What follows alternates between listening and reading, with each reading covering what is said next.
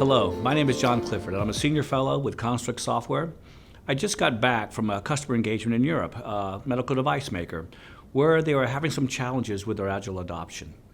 Now, one of the things that I often run into is people say that they're running Scrum, but they're not. And I want to talk about the importance of doing Scrum if you're going to do Scrum. So why is that important? Because a system is more than the components of its parts. So a lot of people, when they adopt Scrum or a Scrum-like process, will pick things like the daily stand-up. That seems like a good idea. And they'll run it every day for maybe 30 to 45 minutes. They might have a sprint review where they go ahead and spend a half an hour talking about what they did, but they don't really evaluate it against acceptance criteria. It might be that they're running behind in their sprint, they're not getting stuff done. So they decide to extend a sprint for a couple of days to make sure they can hit their sprint goal. Now, those things are great, but they're not Scrum, and they cause a problem. And the reason is because a system is more than just its parts. It also includes the interactions between parts.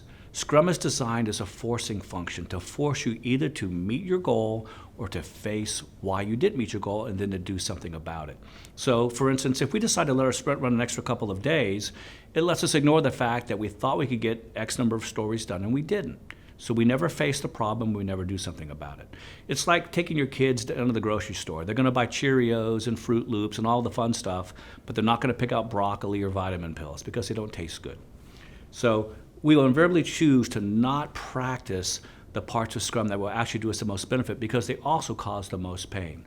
For instance, some people don't even make a commitment at their sprints if they're trying to start running Scrum. And when they don't make their commitment because they didn't even have a commitment, how do they know? So how can you inspect and adapt on your processes if you're not measuring how well you did versus your previous expectations? Scrum is about implementing the Deming cycle. It's about planning, coming up with a hypothesis that you're going to prove or disprove, and then we run the experiment. And that's the do part of the Deming cycle, and we run it during the actual sprint itself with our daily stand-ups. At the very end, we check our results in the sprint review, and then at the sprint retrospective, we decide how we're going to act differently to get a better outcome. So if we're not running Scrum in its entirety, we're not getting the benefits of all those interacting pieces. And a lot of people that we go talk to will say that Scrum won't work in our organization, or we've tried it and it doesn't work.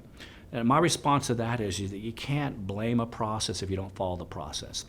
Think about a diet. We all know what diets are, right? If you're on the Atkins diet, which is, again, a high-fat, moderate protein, no-carb diet, and you're eating donuts and cheesecake in the middle of the night and you're not losing weight, don't blame the diet. Similarly with Scrum, if you're not following Scrum, don't say that Scrum doesn't work. Scrum is an exceptionally well-suited framework for project management. And if you work on projects, Scrum will offer great benefits to you. But you have to follow the process.